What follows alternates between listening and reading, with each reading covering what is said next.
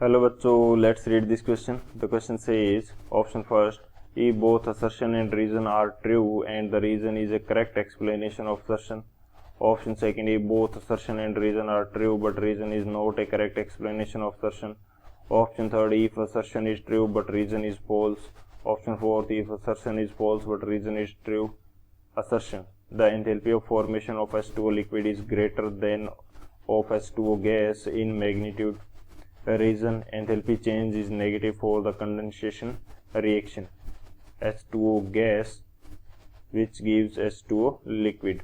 इस क्वेश्चन के अंदर हमें असर्शन और रीजन स्टेटमेंट गिवन है.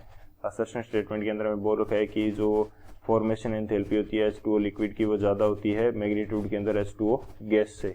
रीजन क्या दे रखा है कि जो एंथैल्पी चेंज होता है वो नेगेटिव होता है कंडेंसेशन रिएक्शन के लिए. तो बात करते हैं हम लोग की कंसेप्ट की. कंसेप्ट की यदि बात करें इस क्वेश्चन के लिए की कंसेप्ट, तो क्या की कंसेप्ट यहाँ पे यूज होगा. सबसे पहले फर्स्ट की कंसेप्ट के अंदर हमें ये पता होना चाहिए कि एंथैल्पी ऑफ फॉर्मेशन क्या होती है. एंथैल्पी ऑफ फॉर्मेशन ये हमारे पास क्या होगी ये हमें पता होना चाहिए. सो एंथैल्पी ऑफ फॉर्मेशन क्या होती है, जब हम किसी पर्टिकुलर कंपाउंड को बनाते हैं उसके एलिमेंट्स से, और वो एलिमेंट्स अपनी मोस्ट स्टेबल रेफरेंस स्टेट के अंदर होने चाहिए.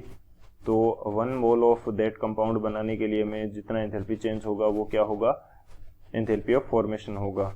तो यहाँ पे हम बात करते हैं it is the enthalpy change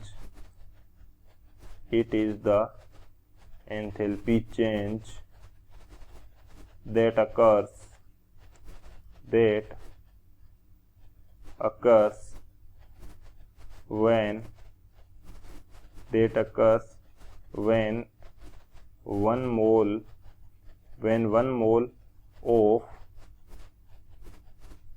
mole of a compound or substance is formed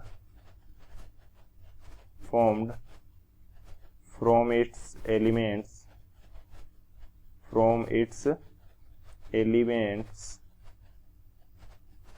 which are in most stable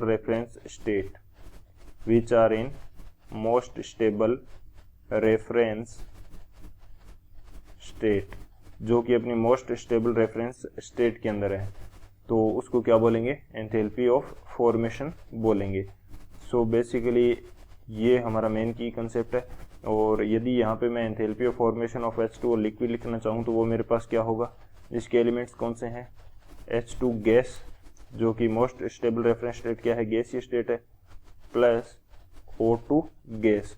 इससे मेरे को बनाना है क्या, 1 mole of H2O liquid. 1 mole of H2O liquid बनाना है. सो यदि मैं रिएक्शन बैलेंस कर लेता हूँ तो यहाँ क्या हो जाएगा, 1/2 हो जाएगा. तो इसके लिए जो एंथैल्पी चेंज होगा वो क्या हो जाएगा, delta formation of H2O liquid हो जाएगा. ठीक है. इसी तरह से यदि हम H2O गैसियस बनाना चाहते हैं तो उसके लिए क्या हो जाएगा, enthalpy of formation H2 gas plus O2 gas which gives H2O gas. अब यदि इसको भी मैं बैलेंस कर लेता हूं तो ये 1/2 हो जाएगा और ये डेल्टा H फॉर्मेशन हो जाएगा किसके लिए, H2O गैसियस के लिए.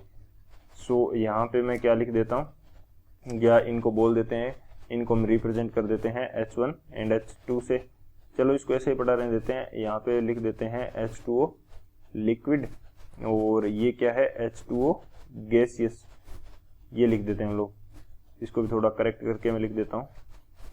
ये हमारे पास क्या है, ये हमारे पास है H2O गैसियस. तो ये हमारा मेन की कंसेप्ट हो जाएगा और इस की कंसेप्ट की हेल्प से इस क्वेश्चन को सॉल्व करते हैं. सॉल्यूशन की यदि बात करें तो सॉल्यूशन हमारे पास क्या हो जाएगा इस क्वेश्चन के लिए, हमें असर्शन स्टेटमेंट के अंदर बोल रखा है कि जो डेल्टा फॉर्मेशन है, delta H formation of H2O liquid, ये क्या होता है, ज़्यादा होता है किससे, delta H formation of H2O gaseous से मैग्नीट्यूड के अंदर। ये हमें किस में बोल रखा है, असर्शन स्टेटमेंट के अंदर बोल रखा है। सो अब एक चीज़ मैं यहाँ पे थोड़ी सी और बताऊँ तो वो हमारे पास क्या होगी, हम बात करते हैं कि उसके अंदर दोनों के अंदर चेंज डिफरेंस किस चीज़ का आ रहा है। दोनों रिएक्शन या दोनों H2O लिक्विड H2O गैसियस के फॉर्मेशन में डिफरेंस किस चीज़ का आ रहा है, डिफरेंस आ रहा है हमारे पास वेपोराइजेशन का और कंडेंसेशन का बोल सकते हैं। वेपोराइजेशन एंड कंडेंसेशन इन दोनों का डिफरेंस आ रहा है। किस प्रकार से आ रहा है कि हमारी फर्स्ट रिएक्शन है उसके अंदर H2O किसके अंदर बन रहा है, लिक्विड के अंदर। इसको बनाने वाले एलिमेंट्स वही सेम एलिमेंट्स हैं जो H2O गैसियस को बनाते हैं, और H2O गैसियस जो है वो हमारा बन रहा है गैसियस फॉर्म में। अब एक कंडीशन यहाँ पे आ जाती है कि जब ये H2O लिक्विड चेंज होता है H2O गैस के अंदर, तो यहाँ पे जो एंथैल्पी चेंज होगा, यहाँ पे जो एंथैल्पी चेंज होता है उसको क्या बोल देते हैं हम लोग, H2O गैसियस, सॉरी इसको थोड़ा मैं करेक्ट कर देता हूँ।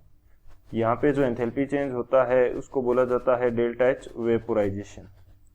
इसको क्या बोलते हैं, delta H vaporisation. So difference है हमारे पास डेल्टा एच वेपोराइजेशन का। सो यदि हमारे पास डेल्टा फॉर्मेशन H2O के अंदर कंडेंसेशन की जो हमारे पास हीट ऑफ कंडेंसेशन है उसको ऐड कर दें तो हमारे पास क्या मिल जाएगा, delta H formation of H2O liquid. अब एक चीज और करता हूं मैं, H2O गैसियस को यदि मैं चेंज करता हूं किसके अंदर, H2O लिक्विड के अंदर, तो ये क्या हो जाएगी, delta H of condensation, delta H of condensation. अब हमारे पास क्या होगा कि जनरली हम बात करते हैं कि delta formation of H2O gaseous. अब इसके अंदर मैं ऐड कर देता हूं क्या, delta H condensation, delta H condensation, तो हमें क्या मिल जाएगा, delta formation of H2O, sorry delta H of formation of H2O liquid, ये हमें मिल जाएगा। अब हम बात कर रहे हैं जस्ट मैग्नीट्यूड की, ये क्या बात कर रहे हैं, जस्ट मैग्नीट्यूड की बात कर रहे हैं। तो मैग्नीट्यूड के रिस्पेक्ट में देखा जाए तो H2O गैस के फॉर्मेशन से ज्यादा एंथैल्पी चेंज हो रहा है किसके अंदर, H2O लिक्विड के अंदर। सो हमारा असर्शन स्टेटमेंट तो करेक्ट है क्योंकि हम ओनली मैग्नीट्यूड की बात कर रहे हैं। अब बात करते हैं रीजन स्टेटमेंट की। रीजन स्टेटमेंट क्या दे रखा है कि जो हमारे पास कंडेंसेशन होता है उसके लिए जो एंथैल्पी चेंज होगा वो नेगेटिव होगा। किससे, वो देख लेते हैं। H2O गैसियस है, ये चेंज हो रहा है H2O लिक्विड के अंदर। अब हमें पता है कि गैसियस स्टेट के अंदर हमारे पास इसके पास क्या है, मोर एनर्जी है, मोर एनर्जी, और H2O लिक्विड के अंदर क्या है, लेस एनर्जी है, लेस एनर्जी है।